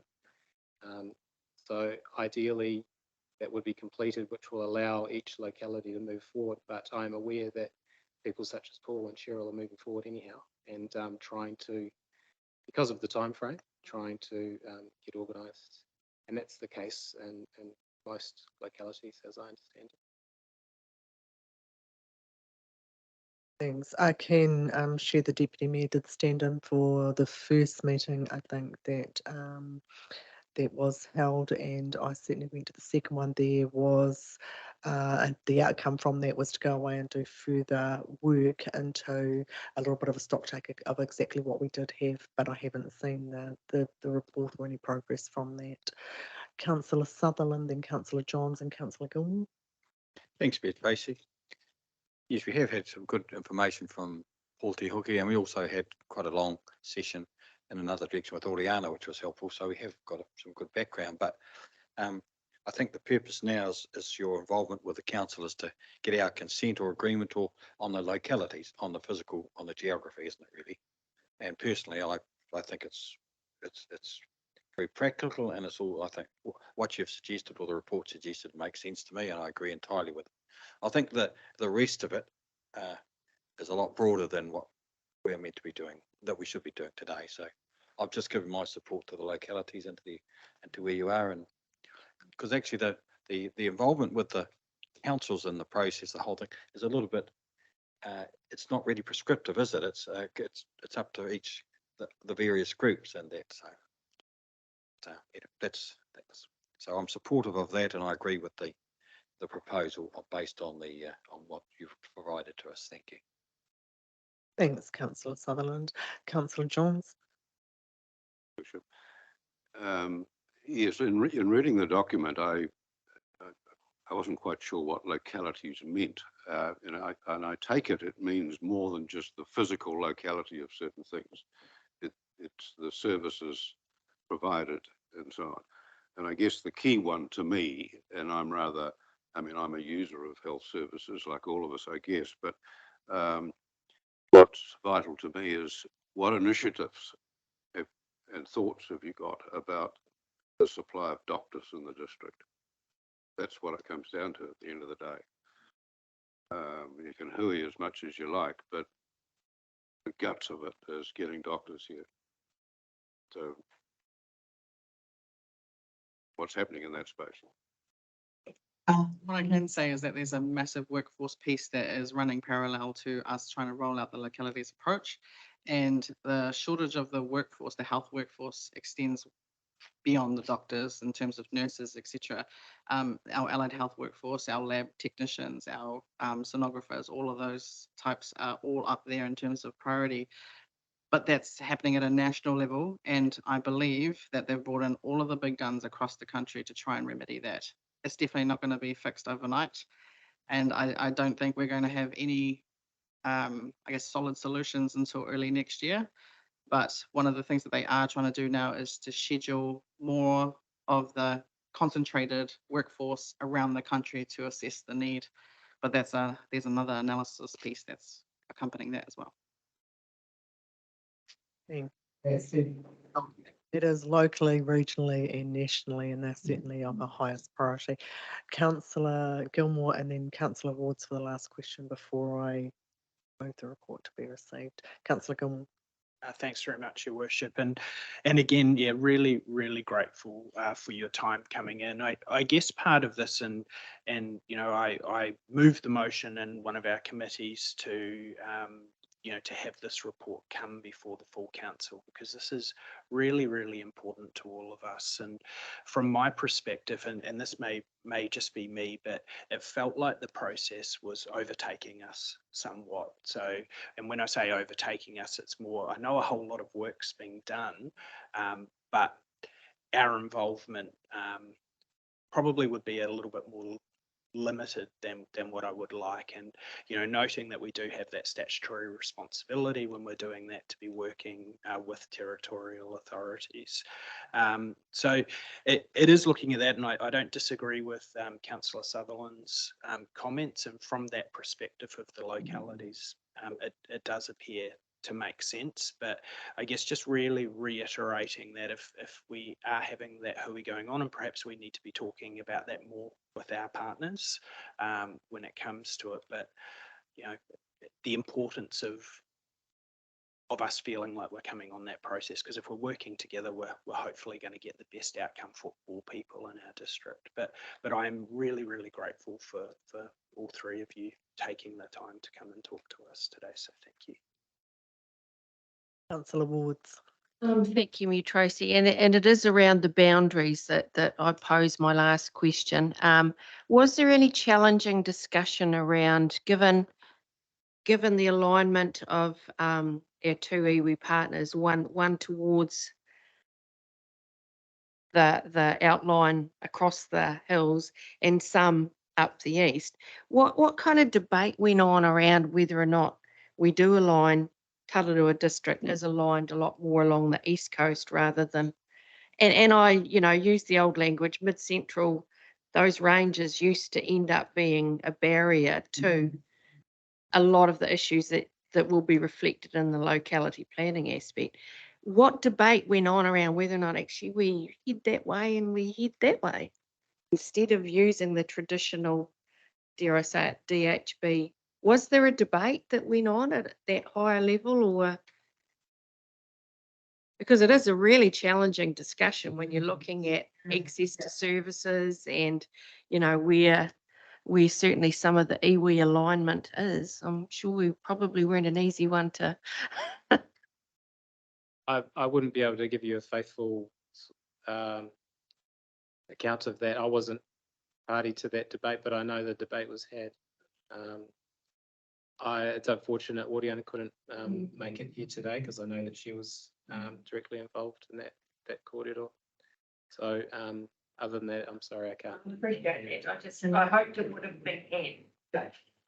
Can I just also add to that in terms of Te Whatuira and Te Whatuira's role in the boundary determination process was just to enable the conversations for iwi in the Iwi Māori Partnership Board. And so how they came to those recommendations that we then socialize with you guys is completely separate from us. But also just following on from your comments, we wanted to come here.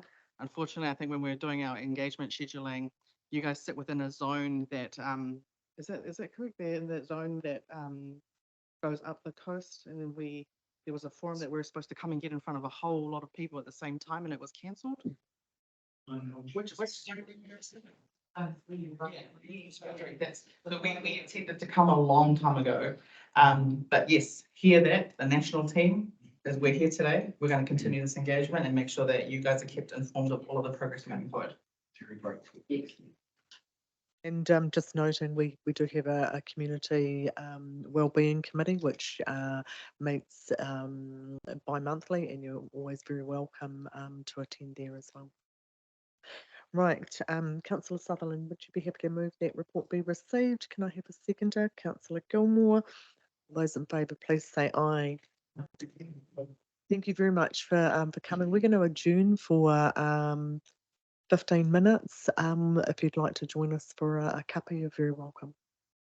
Okay, councillors, we'll adjourn the meeting briefly.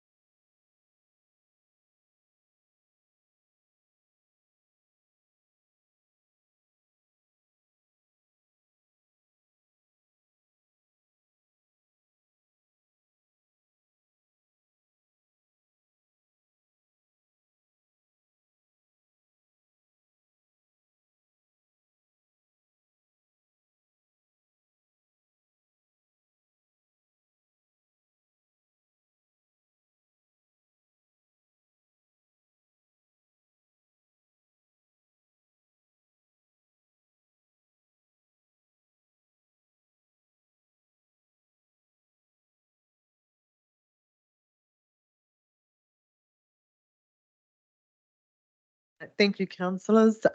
Just noting that Councillor Sutherland has said to leave early. Councillors, after the last paper, are you comfortable with me preparing a letter of support to send, giving us support of that locality? Lynn? Councillor Wards? Oh, apologies. I thought that's what the recommendation was. No, the recommendation was just to receive it, so I just thought I'd clarify that you are happy that I send that letter. Okay, thank you, councillors. Right, the 9.8 is a request for funding for the International Representatives Fund. Take the report as read.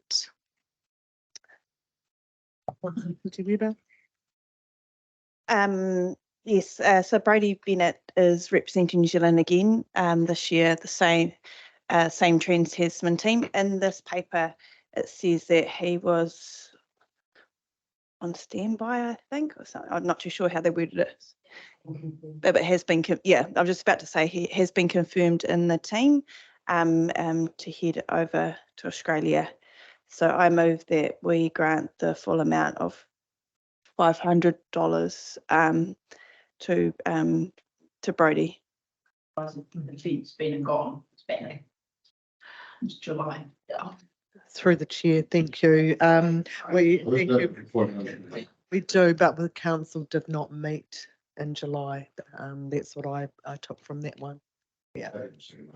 Okay, so motion's been moved by councillor Petty-Weber, seconded by councillor Johns. All those in favour, please say aye.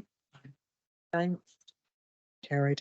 I did have one question on the paper, if I could, but it was just around the financial budget being 5,200. That budget's always been 5,000. That was increased. I'm just questioning the increase in that. It hasn't been fully utilised in previous years as to why that had just been raised. I guess it was, I presumed it was with inflation. Okay, so we have a fund that hasn't been completely used, increased by inflation. I guess I'd request that that is given consideration next year. Okay. Okay. We will move on to the system for voting. Item 9.9, Ellie. Thank you, Your Worship. This report is before you because at this time of the triennium, we need to discuss whether or not council wishes to change its system of voting. And if it does, I need to give public notice of that. The decision needs to be made before the 12th of September, and I need to give public notice before the 19th of September. I'd also like to just take this opportunity just to update you on last week's parliamentary sitting where they discussed the Local Government Electoral Legislation Act, and that passed its third reading on the 24th of August. And that's made a few little changes to the Local Electoral Act once it receives royal assent, which is expected this week. Nothing too major. The deadline date to make any decision to change your voting system is still the 12th of September. However, any valid demand for a poll or decision to hold a poll is being brought forward, and that needs to be made by the 11th of December rather than February. And it also brings forward dates for holding the poll. A little bit of it's just to allow more time in the system. And another very interesting bit that passed in that legislation, but not related directly to this paper, is we finally will have the ability for members to attend by audio visual link without affecting the quorum. So that's a great yahoo.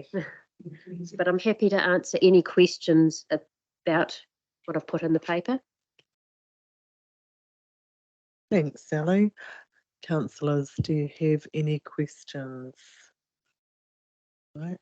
Okay, is there a councillor that would like to move the recommendation or a system? Councillor Gilmore. Thank you very much, Your Worship. I would like to move that we remain with first past the post electoral system for the 2025 triennial local election for the Tararua District Council and its community boards, the status quo option.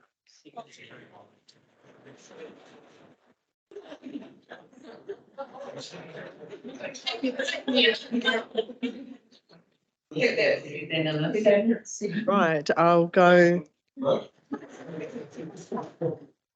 I am required to put it to the vote. Councillor Franklin, I'll take you as the seconder. All those in favour, please say aye. Aye. Against? Carried. And I would note that we're not the only council to choose that. Just reading the paper as well from the Hawke's Bay. Thank you, councillors. That was intense debate.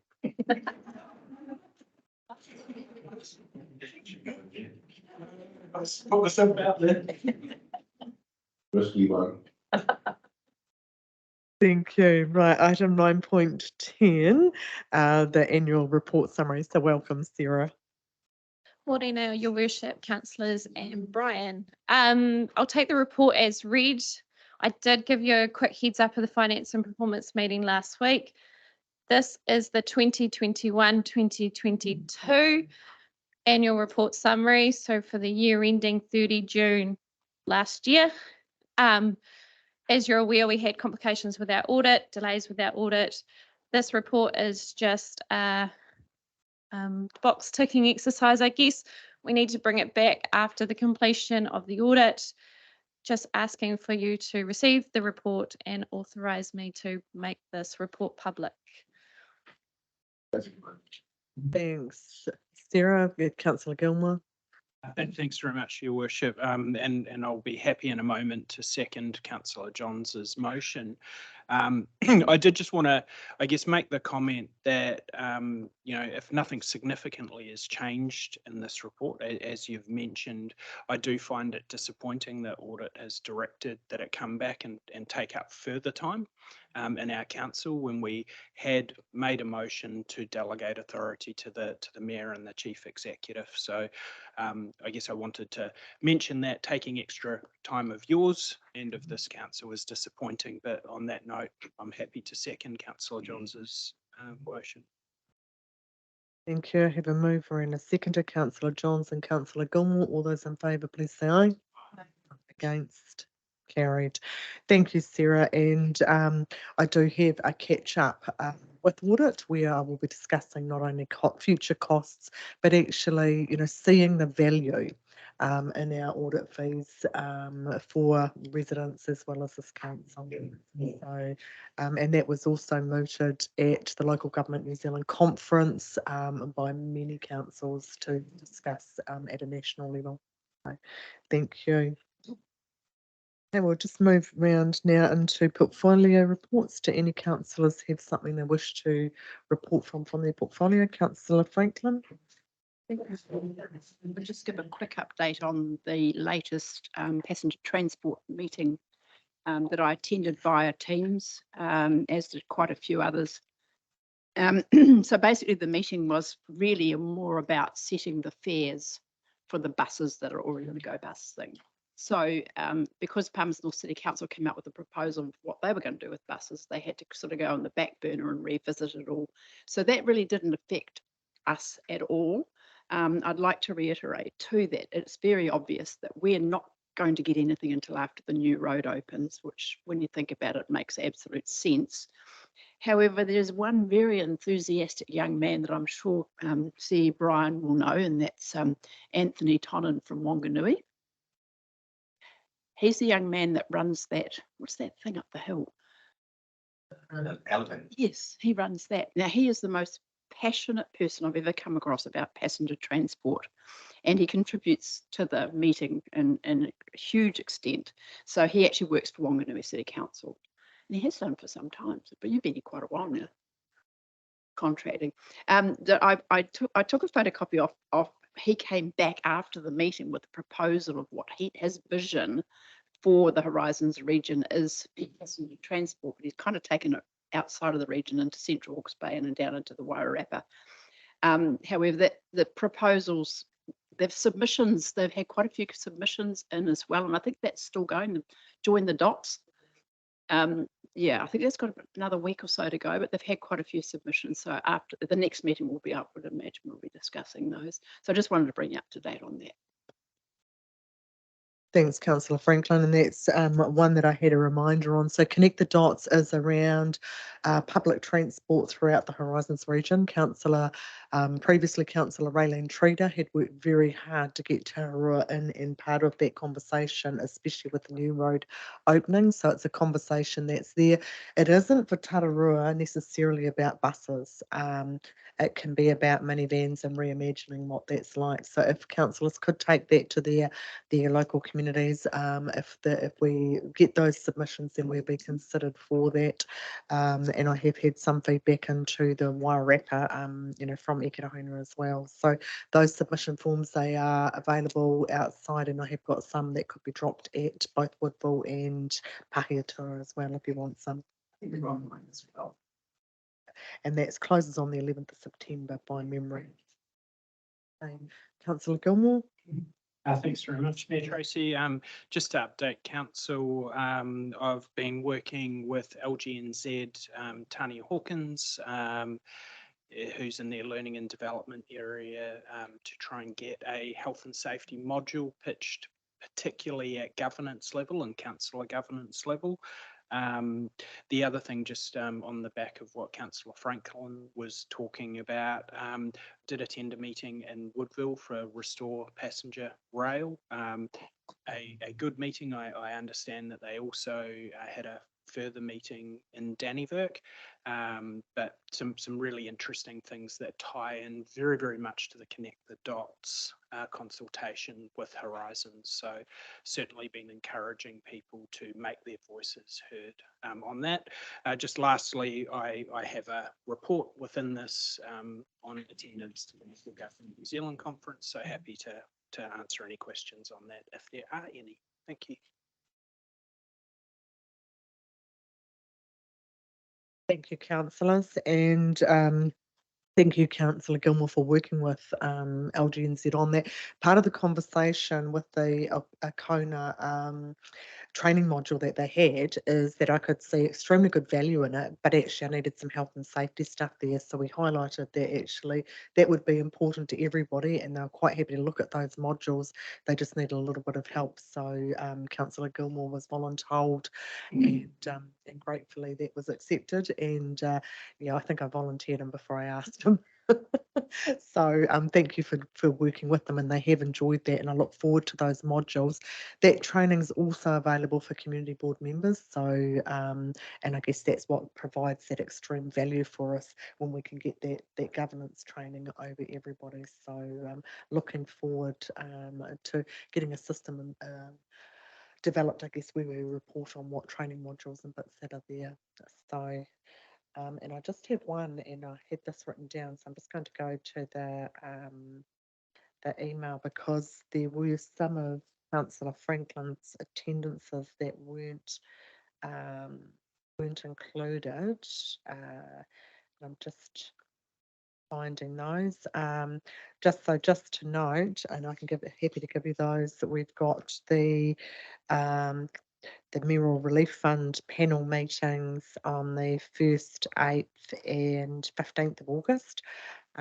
We've got the passenger transport, which has been included, the long-term plan workshop on the 16th of August, and also the infrastructure climate change meeting on the 16th of August, the urban growth and development workshop, and the chief executive annual review. And then we've got two further workshops on the 23rd, and the being long-term planning, finance and performance. Councillor Franklin. Community development and wellbeing, the chair, Scott.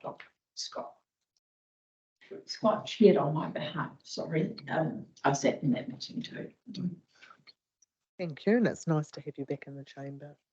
Councillor Wallace. Yeah, just hold on. There's two that were missed off mine, which I can't understand why, but I'm a little bit, that 7, the graph, like if you take between Sharon and I missed one. But if you look at the graph, and it's I know where it sits at 88 and it goes up to 98, but that was one meeting. The other meeting that I didn't attend, I attended, all my apologies, when my wife was critically ill. I would like, because of this, as far as I understand, I just need clarity on this, please. It's scheduled meetings, right, of the council. It's meetings and community boards and workshop briefings. Is that correct? 4 items? Or is it anything that we do? Because I was trying to do a bit of self analysing here. What's in and out? Because it doesn't reflect, that graph does not reflect what I've done. And I just feel a bit annoyed, really, to be quite. I'm quite happy to take any elected member through the spreadsheet that documents attendances. That graph is based on attendances at meetings that are minuted. So if you are an elected member on something like council committee, workshop, and the community board membership is also an elected position, that's what that graph reflects. And I'm happy to show you outside of this meeting, otherwise I'll show you all the attendances that you've been put on. If you're an apology for a meeting, that's also recorded in there too. And so just to make sure we understand that this graph goes up to a certain point of time before we closed it for meetings. So some of the ones that Councillor Franklin mentioned would be in the next report because there is a cut-off date. The other lists that are in the report, that's your other meetings that are not like you're part of the quorum type meetings, if that helps. But I'm quite happy for anyone to come and see me outside of this meeting and we can go through the spreadsheet and show you how it works. I appreciate through you, Mayor Tracy, that clarification because that makes good sense. And yeah, obviously something is different. But obviously it's nothing to do with the other bits and pieces we all do in this room. And if those apologies are not, obviously they have been put in or haven't, it's my fault. So yeah, I'll make an appointment with you, Ellie, and we'll go through from there. Thank you. Just got the Chief Executive to make a comment and then Councillor Franklin. Through your worship, just like to point out on this is actually really healthy looking, and you know, even looking at from 90% to 100% based on this graph looks like a huge gap, and I think it's just the way that maybe the graph represents that. So I think don't be disheartened by that. From my experience with other councils, you know, a lot of other councils would jump with joy if they had this sort of result. So I just want to say well done. The attendance is very good. For example, 52 meetings attended out of scheduled 58, and that gives you a 90%. So it's like, it's not a lot missed. Councillor Franklin. Thank you, Your Worship. I must say it was my fault that those Teams meetings that I attended weren't sent, and I missed the email from Livon. She sent it out a lot earlier than normal, and I just completely missed it. So that it was my fault that you didn't have that.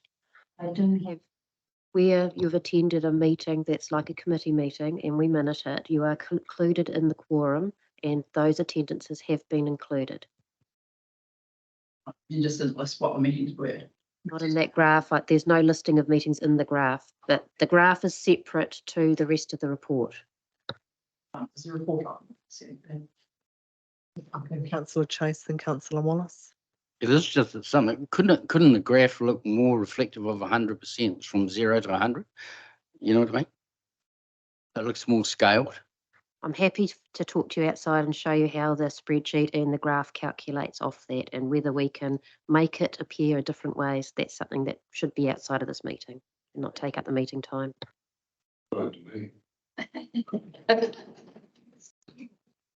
Councillor Chase. I looked at the percentage and I think we're doing pretty well. I think it's probably, if you didn't take the time to look at the sides of the results and stuff, it does look like it's out of whack. But other than that, if you really want to know, I think we're doing pretty good. We've all got busy lives and stuff, and we do have health issues and appointments that you know, stop us from coming. But to be honest, not bad.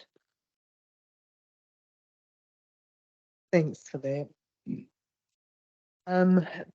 Just moving on to mayoral matters. So I have sympathy cards gone out to the Liverton family, the Stevenson family, the Bodley family.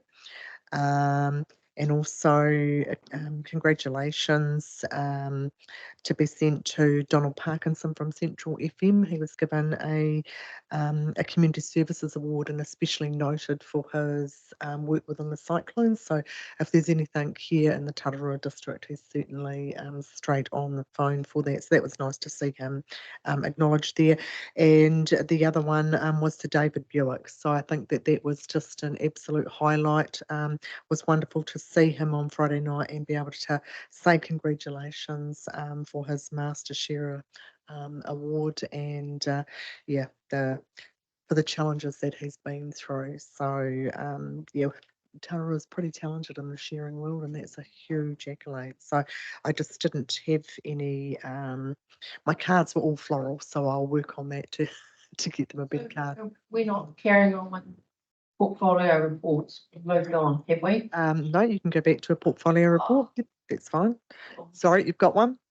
Oh, well, yes. I mean, I do want to reflect on, I mean, Don mentioned it in the public forum this morning was, you know, the work that's certainly going on, certainly in the Pongarai area at the moment.